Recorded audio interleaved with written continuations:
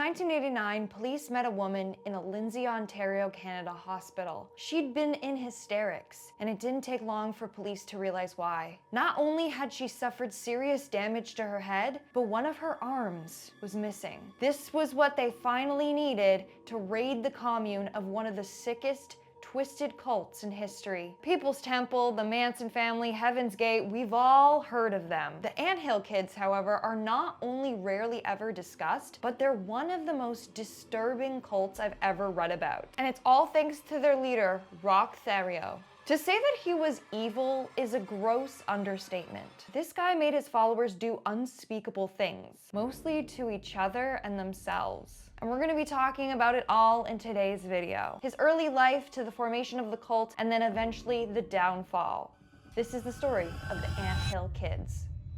So the cult leader, Mr. Thériault, was born in 1947 in Quebec, a small mining town known for its asbestos industry. He stood out early on. He was smart, very confident, and spent a lot of his free time diving into subjects that explored the spiritual side of life. Even as kids, he was drawn to religion and the idea of divine order. He read the Bible a lot. He had a particular fascination with the darker sides of it. His God was a vengeful one who drew faith from fear, and he loved that. As smart as he was, though, he wasn't much for school. He dropped out after 7th grade and started figuring out life on his own, bouncing between interests and odd jobs. As a young adult, he moved to Montreal, where he met a woman named Francine Greener. They got married in 1967 and then had 2 sons, Roch Sylvain and Francois. Now, so far, things are pretty normal. You know, it's not like he was out tormenting animals or anything like that. But things slowly started to unravel. Thériault developed painful ulcers that eventually required surgery. The operation left him with complications that doctors couldn't fully fix. This is when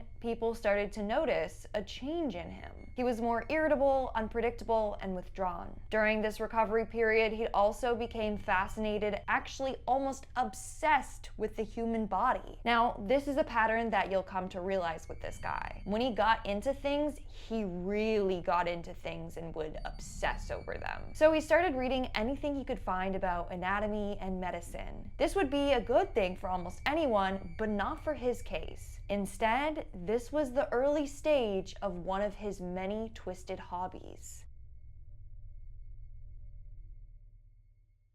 When city life got too stressful, the family moved back to the mining town, hoping that the quieter space would help him settle down. He got into woodworking and started selling hand-carved pieces, using those trips as a cover for weekend getaways to Quebec City, where he was having multiple affairs. Between the cheating, his health problems, and his erratic moods, his marriage fell apart. They lost their home, and Francine finally left him. In 1977, right as his life was falling apart, he discovered the Seventh-day Adventist Church. And like most things in his life, he threw himself into it completely. No drinking, no meat, a regimented routine. He even refused to live with his new girlfriend Giselle and slept in the back of his truck instead. He then would go door to door trying to recruit people into the Adventist Church. His confidence and persuasiveness were major assets to the church, and before long, he was a local leader. But the more influence he got, the stranger he became. That interest he'd had since he was a kid in the harsher sides of the Bible was now more pronounced than ever. Unsurprisingly, given his new lifestyle, he became fixated on punishment and would talk a lot about the book of Revelation, the idea that a great cleansing was coming and only the faithful would survive. Church elders started to worry about how extreme he was getting, but by then, it was too late. He'd already gathered a handful of followers who saw him as more than just a preacher. They met on a regular basis at his girlfriend Giselle's apartment. This is where he convinced them that school and careers didn't matter because the end of the world was coming. Some of his followers were college students, so they literally dropped out of school. Little did they know that dropping out of college was just one of many sacrifices they'd have to make, each one increasingly darker than the last. After his success recruiting followers through the Adventist church, he really started feeling special. By late 1977, he took his small group to an Adventist retreat in Ontario, a trip that ended up changing everything. He claimed that during the retreat he had a vision, a brilliant light filled the sky, and he said he heard the voice of God speak directly to him. And to his followers, this was proof that he was the chosen one. To Thériault, it was the final sign he needed to start his own path. In early 1978, he moved everyone to Ste. Marie, Quebec, and opened what he called the Healthy Living Clinic. Basically, it was a place for natural healing. He preached organic food, herbal remedies, and general wellness through religion. But of course, he had no medical background. At least not officially. The closest he ever got was that phase when he was obsessed with those anatomy books. So when a woman with leukemia, Geraldine Auclair, was brought to the Healthy Living Clinic by her husband, Thériault treated her with grape juice and vegetables, and all of his followers smiled with anticipation. Their leader was about to prove just how much of a wise, gifted man of faith and healing he really was. They were in the presence of greatness, and soon they'd prove it to the world, or so they thought. When Geraldine died, he had to serve up some kind of slop for his people to latch onto. So he told everyone he'd brought her back to life for a brief moment with a kiss before God took her again. And that sufficed. They believed him. He had everyone wrapped around his finger. He'd completely broken from the Adventist church, and he'd already forced his followers to drop out of school, cut off contact with family, and he had them dressing in robes. They were all in. The thing about him was that he had this pull about him. He was seemingly caring and charming and convincing. People were just naturally drawn to him. He slowly started getting more controlling. He began arranging marriages among his followers and preaching that women should be obedient to men. When his own wife, Giselle, tried to confront him, he attacked her and locked her up. She was pregnant at this time. At this point, though, police were getting suspicious. One woman had died from cancer, sure, but they couldn't really ignore it. Feeling the mounting pressure, he moved everyone out into the wilderness. After wandering the wilderness for weeks, they settled on a small hill near St. Georges, which he named Eternal Mountain. And it was here that things really went off the rails. He reinvented himself completely, calling himself Moses. He also gave all followers biblical names. During the day, he put them to work building a communal cabin. They built it. This man didn't do any labor whatsoever. He kept saying that he had mysterious stomach pains that would prevent him from helping out. But as he watched his followers work, he began to compare them to ants, working away as one cohesive unit. And just like that, the anthill kids were born. As time went on, he became more and more self-inflated, delusional, and worst of all, violent. Punishments were brutal, and his drunken rants became constant. When one follower took extra food while pregnant, he beat her severely. And when a woman said she wanted to leave, he made her husband mutilate her to prove loyalty. Then he got in his head with how the world was gonna end. He thought it was gonna be on February 17th of 1979. Somehow he came up with another excuse though, and his followers stuck around. At this point, the families of his followers were begging police to intervene, so they went to check out the place. They ended up actually detaining him, but he charmed his way through a psych evaluation and then just walked out with a clean record. By the time that he made his triumphant return to the woods, his followers saw him as untouchable. By 1980, the commune had been isolated for years when a new member named Guy Vier joined them. The timing could not have been worse for Vier. Not long after he arrived, a very young member of the group passed away. Thériault decided to put blame on the new guy, accusing him of hurting the child.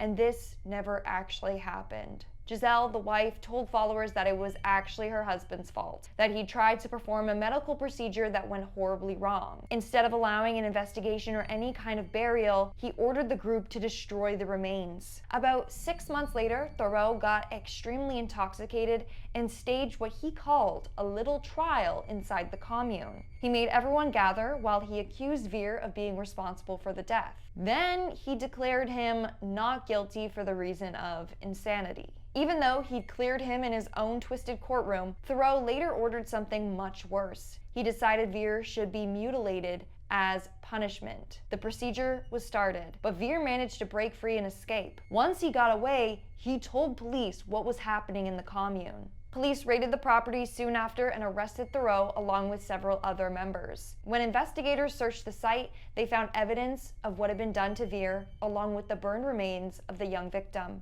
Every young person in the commune was removed and placed into protective care. Thériault and several followers were charged with criminal negligence causing bodily harm. This could have been the end of it, and it should have been the end of it, but sadly, it wasn't. After a 9-month trial, Thériault was only sentenced to 2 years in prison. While he served his time, the remaining followers moved closer to the prison in Quebec City. They wanted to be as close to him as possible. When he got out of prison in 1984, he promised that things would be different. He told his followers that he'd changed, that the violence and control were behind him. So he moved everyone to a remote area near Burnt River, Ontario, and they started fresh. The cult sold fruit and pastries at roadside stands, trying to rid themselves of the bad reputation that they'd made. For a while, things looked relatively stable until it wasn't. He became controlling again, using punishments and humiliation to keep everyone in line. People were beaten, starved, or publicly degraded if they disobeyed. He encouraged followers to beg their families for money or just straight up steal from them. By 1987, things have gotten bad enough that authorities stepped in and removed 17 young people from the compound. But they didn't take him back to prison. So the situation just kept getting worse. In 1989, one of Thériault's followers, a woman named Solange Bollard, complained about stomach pain. Instead of getting her medical help, he claimed he could heal her himself. What followed was truly unspeakable. Now, I can't really go into gory details on YouTube, but let's just say she sadly did not survive. Thériault told his followers that he could bring her back though, so he started carrying out these bizarre rituals with her body, insisting that she'd return. It was at this point that a woman named Gabrielle Lavelle, who'd been forced to stitch up Solange after being butchered, she decided enough was enough. And it took her that long. She's like, ooh, bodies? No, can't do that. She herself had gone through some of the worst torment imaginable during her time in the group and decided she wanted out of it. In a fit of rage, Thériault came at her, cutting off parts of her chest before attacking her with the blunt side of an axe. Somehow she still managed to break free and run for it. Sadly, she didn't make it. Thériault dragged her back to the commune, and this time she lost an entire arm. But she was determined. She wasn't going to let anyone else pass away here. So she managed to flee, and this time she made it all the way back to town. Because she had been with the group for so long, she knew so much about them. She told the police about the years of torment she and the others suffered, describing severe mutilations and punishments that Thériault had forced on his followers as what he referred to as tests of faith.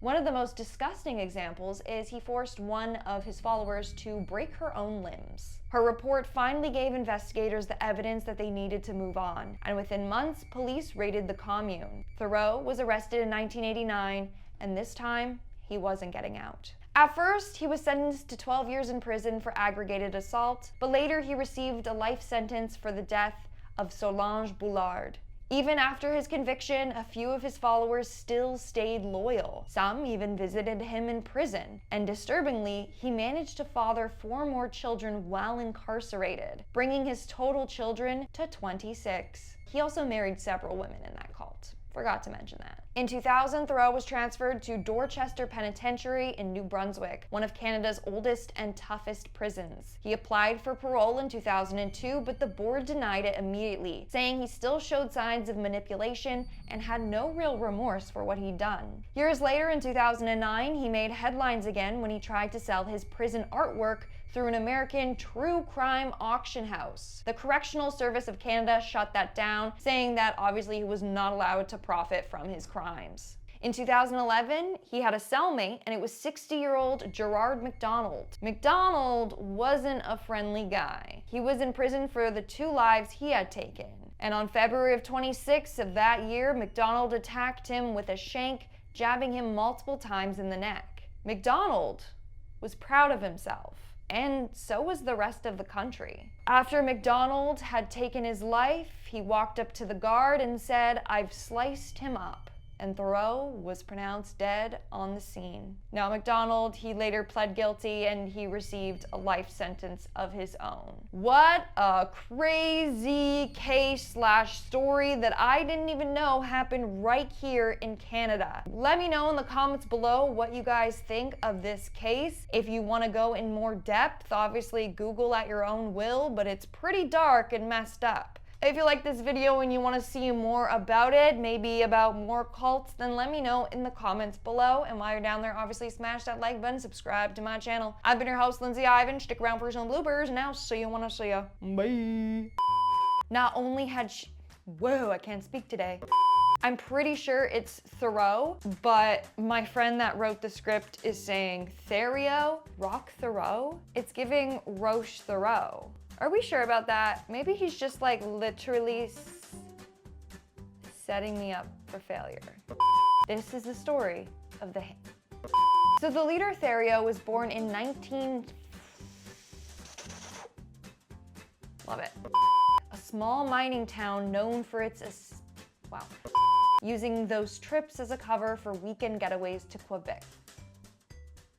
In 1977, right as his life was falling apart, and like most things in life, he threw himself into a regimented... He'd already gathered a handful of followers who saw him... Can't speak. Was just one of the many sacrifices they... The tip of the tongue, the teeth, the lips. He preached organic food, herbal... After wandering for weeks, they settled... But as he watched his followers, wow. He became controlling again, using punishments and in a fit of rage, Thériault, as what he referred to as tests. But thankfully, he later